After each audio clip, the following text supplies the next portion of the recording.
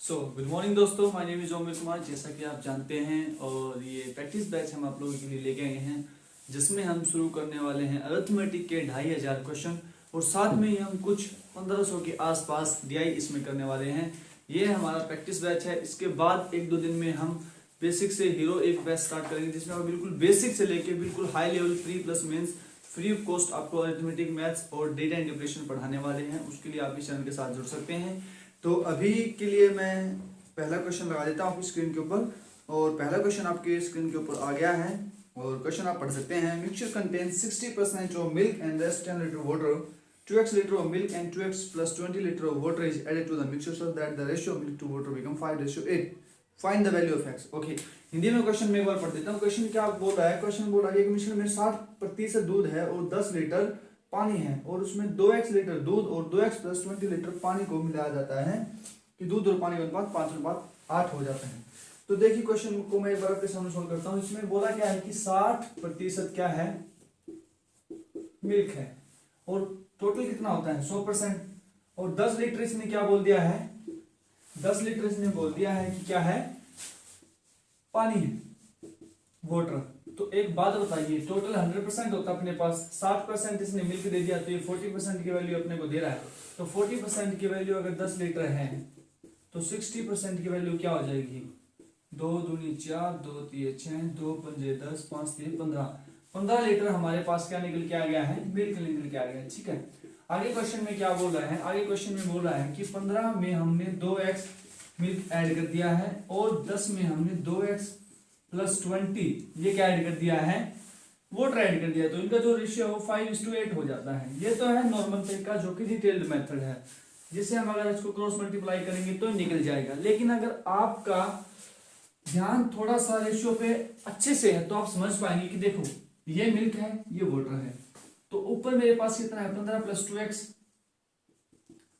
और नीचे कितना है? अगर मैं 5 यहां से इसको दे दूं तो ये कितना हो जाएगा? 15 प्लस 2x प्लस 15, और इस साइड मेरे पास ये है। ठीक है, 5/8 या फिर 5/8। अब मेरे को एक बात बताओ, ये दोनों चीज तो इन दोनों में कॉमन है, मिल्क और दूध में। तो लेकिन यहाँ पे क्या है कि 15 लीटर क्वांटिटी है, इसके पास एक्स्ट्रा है, और यहाँ कितना एक्स्ट्रा दिख रहा है? 3। तो मैं बोल सकता हूं कि जो 15 है ये 3 की वैल्यू है, तो एक की वैल्यू क्या हो जाएगी? 5, और यही हमारा आंसर है, 5 लीटर। अब कंफर्म करने के लिए आप क्या कर सकते हैं कि 5 लीटर है एक्स की वैल्यू, आप इसकी जगह इसको पुट करके देखिए। अगर मैं इसको 5 की एक की वैल्यू 5 पुट करके देखता हूं तो 5 इंटू क्वांटिटी की वैल्यू कितनी हो जाएगी? 25, और ये मेरे पास 15 प्लस 2x है, और इस साइड में अगर इसको लेके आऊंगा तो मेरे पास कितना बचेगा? 25 में से 15 जाएंगे तो 10, और divide by 2, x is equal to 5 litre. यही हमारा आंसर था। ठीक है दोस्तों, सो अभी बढ़ते हैं नेक्स्ट क्वेश्चन की तरफ। देखिए दूसरा क्वेश्चन आपकी स्क्रीन के ऊपर आ गया है दोस्तों कि same purchase an article at 2800 from Flipkart and mark about cost price and sold it अभी 12.5% discount on the mark price so that he can earn profit of 20%। What is the mark price of the article? इसने क्या बोला है कि हमको MP find out करनी है। एक सेकंड, मार्कर चेंज कर लेता हूं। ओके, एमपी मेरे को फाइंड आउट करनी है। इसने क्या बोला कि 2800 रुपए में कोई मैंने आर्टिकल परचेज किया है, ओके, और 12.5% के डिस्काउंट पे मैंने इसको बेचा है, और 20% का मेरे को इसमें प्रॉफिट होता है। यही बोला क्वेश्चन में। और एक बात इसने क्या बोली है कि इसमें कुछ ये ऐड करता है, सीपी में कुछ ऐड करता है, तभी क्या बन जाता है हमारा एमपी। ओके, अब इसने क्या बोला है ये नहीं बताया कि उसने ऐड क्या किया। इसने हमसे मार्क प्राइस पूछा है। तो इस क्वेश्चन को करने के दो तरीके हैं दोस्तों। तो पहला तरीका क्या है कि मान लिया मैंने 12.5 की फ्रैक्शन वैल्यू जो आती है 1/8, और 20% की फ्रैक्शन वैल्यू जो आती है 1/5। तो अब मैं इन दोनों से देखता हूं। देखो अगर 1/8 के हिसाब से अगर मैं देखूं तो कोई चीज 8 रुपए की थी एमपी, और मैंने कितने बेच दी? एसपी 7 पे बेच दी, क्योंकि एक का मैंने इस पे डिस्काउंट दे दिया है। और अगर मैं यहां से देखूं प्रॉफिट के हिसाब से देखूंगा तो कोई चीज 5 रुपए की थी और मैंने 6 की बेच दी। तो कहने का मतलब ये यहाँ पे मेरा सीपी आ जाएगा। अगर मैं सीपी यहाँ पे देखूं तो वो 5 रुपए की थी और मैंने 6 की बेच दी। तो अब एक बात बताओ, एसपी दोनों जगह इक्वल होना चाहिए ना। तो इक्वल करने के लिए मैं क्या कर सकता हूँ? इसको मैं 6 से मल्टीप्लाई कर सकता हूँ और इसको मैं 7 से मल्टीप्लाई कर सकता हूँ। तो अगर मैं इसको 6 से मल्टीप्लाई करूंगा तो कितना हो जाएगा? 8 6 48, और 6×7 = 42 और यहाँ पर भी अगर देखूंगा तो 6×7 = 42 और 7×5 = 35। तो अब आपको दिखेगा कि तीनों का रेशियो मेरे पास आ चुका है। ये हमारा एसपी हो गया, ये एमपी और ये सीपी। अब लेकिन सीपी ओरिजिनली कितना है अपना, सीपी 2800 है, तो मैं बोल सकता हूँ कि ये जो 2800 है ये 35 यूनिट की वैल्यू है। अपने को कितने की निकालनी है, 48 यूनिट की, तो यहाँ से 48 यूनिट की वैल्यू आ जाएगी, ये आपका आंसर हो जाएगा। एक तो ये डिटेल्ड मेथड है कि आपको बेसिक हर चीज की पता होना चाहिए कि कोई भी चीज निकलती कैसे है। और डायरेक्ट कैसे निकालेंगे आप, आपने सोचा कि भाई जो कि दिया गया है 2800 रुपए का उसने खरीदा है, सीपी है, और उसने बेचा कितने के, 20% प्रॉफिट पे। 20% प्रॉफिट मतलब 5 की चीज थी 6 की बेच दी, तो 6/5 में बेच दिया इसने। लेकिन ये जो है ये तो एक डिस्काउंट देने के बाद की चीज है ना, क्योंकि एक डिस्काउंट देने के बाद का प्राइस है। तो मैं बोल सकता हूँ अगर कोई चीज 8 की थी तो उसने 7 की बेची होगी, तो ये तो 7 की वैल्यू है। अपने को निकालनी कितनी की है, 8 की, जब इसने डिस्काउंट नहीं दिया था। तो ये आपका एक लाइन में आंसर आ जाएगा। इसको आप सोल्व कर लेंगे तो ये आपका आंसर आ जाएगा। तो दोनों को आप सोल्व करके देखेंगे, यहाँ से भी और यहाँ से भी, दोनों से आपका एमपी निकल के आ जाएगा। ये आपका आंसर हो गया है दोस्तों, ठीक है। सो अभी चलते हैं हम तीसरे क्वेश्चन के ऊपर। तीसरा क्वेश्चन आपकी स्क्रीन के ऊपर है दोस्तों। The radius of a circle is 80% of the length of the rectangle and the ratio of the length and the breadth of the rectangle is 5:3. Then what is the ratio of the area of the circle and the area of the rectangle? Okay, question क्या कह रहा है कि जो हमारे पास एक rectangle है और रेक्टेंगल की जो लेंथ और ब्रेथ का जो रेशियो है 5:3 है। और दूसरा इसने क्या दे दिया है, दूसरा इसने दे दिया है कि जो रेडियस है, लेंथ और रेडियस का जो रेशियो है, अगर लेंथ 100 है तो रेडियस 80 है। 80 क्यों है आप समझ गए, क्योंकि ये 80% है। अगर ये 100 है तो इसका 80% ये है। तो अगर मैं इसको रेशियो में तोड़ूंगा तो 2 चौके 8 और 2 पंजे 10, 50, 8 और 5 4 का मेरे पास रेशियो निकल के आ जाएगा। समझ में आ गई बात। अब मैं यहाँ से लेंथ रेशियो देखता हूँ। लेंथ और ब्रेथ का रेशियो है 5:3 और लेंथ और रेडियस का रेशियो है 5:4। तो अब मेरे को आप एक बात बताओ, क्या दोनों जगह लेंथ सेम है?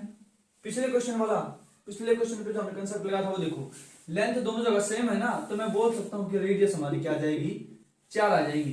तो यहां से डायरेक्ट आपका आंसर निकल के आ जाएगा। वैसे तो ये x है क्योंकि ये रेशियो दे रखा है, लेकिन इसने हमसे पूछा भी रेशियो ही है, तो हमें इसकी कोई जरूरत नहीं है ओरिजिनल वैल्यू निकालने की। तो यहाँ से हमारा डायरेक्ट आंसर आ जाएगा कि सर्कल का एरिया क्या होता है, पाई r स्क्वायर और divide by l into B. यहाँ से आप कर लेंगे इसको, पाई 22/7 इंटू r कितना है 4 और डिवाइड बाई 5/3, ये ऊपर चला जाएगा 5/3। जब इसको आप सोल्व करेंगे तो इसका आंसर आ जाएगा।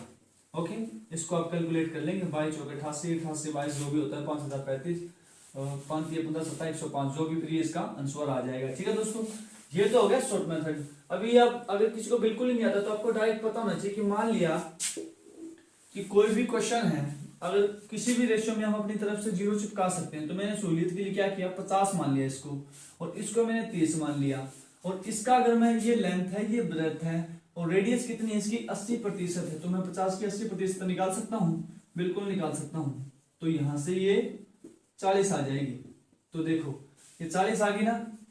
अब अगर मैं इसको रेशियो में तोड़ूंगा तो मैं सबसे 0 हटा सकता हूँ, तो फिर से वही वैल्यू आ जाएगी ना। तो इसीलिए ये बेसिक है, अगर आप इनके पीछे से 0 हटा दोगे तो फिर से वही आ जाएगा 5 3 4 का रेशियो इसने हमसे पूछा है। ओके, ये बेसिक था, और ये बिल्कुल डायरेक्ट था कि डायरेक्ट कैसे करना आपको। जब आपको रेशियो, एवरेज और परसेंटेज ये तीनों टॉपिक अच्छे से समझ में आ जाएंगे तो आपको बड़े अच्छे से सारे क्वेश्चन आगे आने वाले सब समझ में आएंगे। और अगर किसी को परसेंटेज, रेशियो और एवरेज नहीं आता है तो डोंट वरी माय डार्लिंग, अभी कुछ दिनों के बाद हम एक सीरीज स्टार्ट करेंगे जिसमें बिल्कुल हम 0 से सारे कंसेप्ट करवाएंगे आपको, परसेंटेज सारा मैथ आपको करवाएंगे बिल्कुल free of cost, pre plus mains. इस चैनल के साथ आप जुड़ जाना, ठीक है। सो अभी चलते हैं नेक्स्ट क्वेश्चन। चौथा क्वेश्चन है आपकी स्क्रीन के ऊपर। Sum of ₹15,360 at 12.5% rate of the interest compounded annually, then what is the interest earn up to 3 year. Okay, 15,360 रुपए 12.5% की दर से वार्षिक रूप से चक्रवृद्धि की जाती है, तो 3 वर्ष बाद अर्जित किया गया ब्याज कितना हुआ। अभी आपको 12.5% की फ्रैक्शन वैल्यू याद होनी चाहिए 1/8, और आपको पता है कि इसमें एक क्या चलता है कि पहले साल 8 से 1 का इंटरेस्ट 9 हो गया था, फिर 8 से 9 हो गया, फिर 8 से 9 हो गया। अब यहाँ तो कोई कट तो रहा नहीं है, सबको पता होगा ये फॉर्मूला। अगर नहीं पता है तो मैं बताऊंगा आपको, समझाऊंगा कि कैसे होता है। तो 8 का कितना होता है 512 और ये कितना होता है 729। अब मेरे को एक बात बताओ, अगर धन कोई स्टार्टिंग में प्रिंसिपल 512 था तो 3 साल बाद 729 हो गया है। ये क्या है हमारी अमाउंट है 3 साल बाद। लेकिन इसने हमसे क्या पूछा है, इंटरेस्ट पूछा है।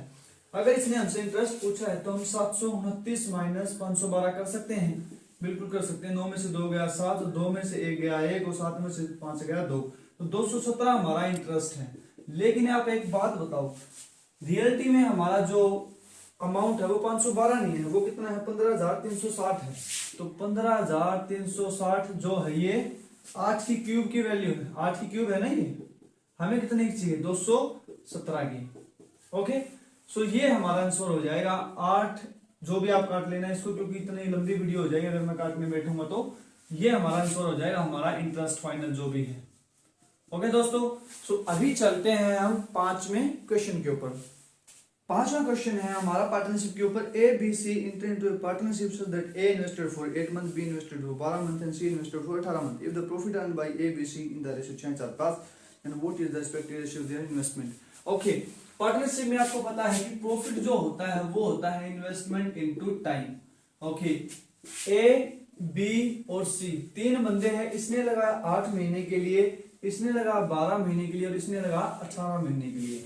ओके, और इनका जो प्रॉफिट है वो क्या दे रखा है 6, 4, 5, ये इस रेशियो में दे रखा है।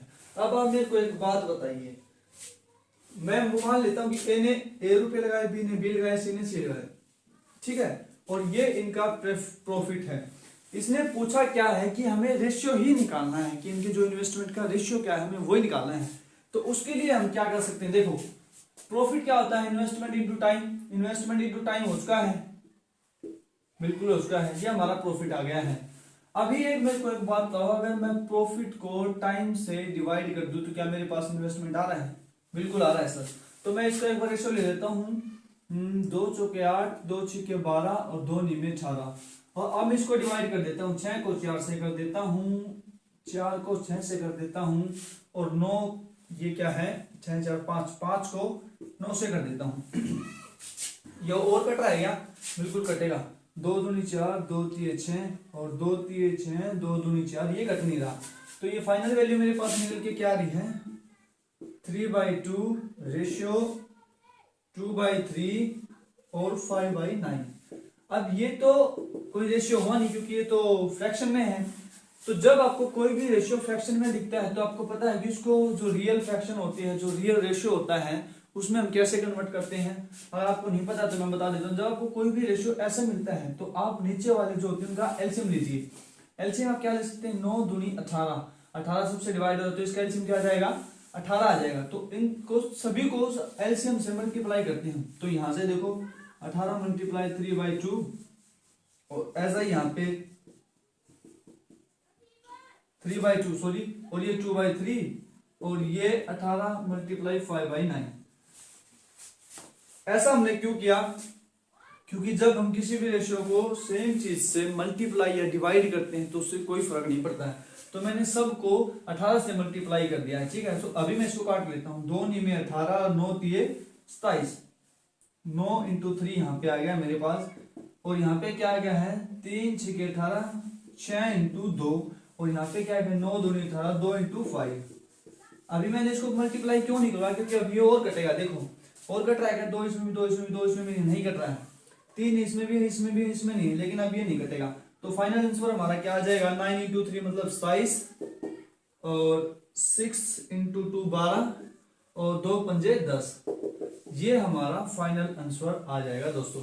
ओके, ये क्या है, ये हमारा फाइनल आंसर है। जो इनकी इन्वेस्टमेंट का रेशियो है 27, 12, 10, ये हमारा फाइनल आंसर है। ओके, सो 5 के 5 क्वेश्चन हो चुके दोस्तों। आज के लिए सिर्फ इतना ही। हम होप करेंगे कि आने वाली वीडियोज में हम ज्यादा क्वेश्चन आपके लिए लेके आ पाए, क्योंकि अभी शुरुआत है तो शुरुआत में कम कम ठीक रहता है। अगर आपका कोई सजेशन है मेरे लिए तो आप कमेंट बॉक्स में डाल सकते हैं कि सर आप ऐसा कर सकते हैं। और अभी सब्सक्राइबर काउंट कम है तो इस वजह से हमारा लाइव नहीं हो पा रहा है, जिसकी वजह से इंटरेक्शन थोड़ा सा कम हो पा रहा है।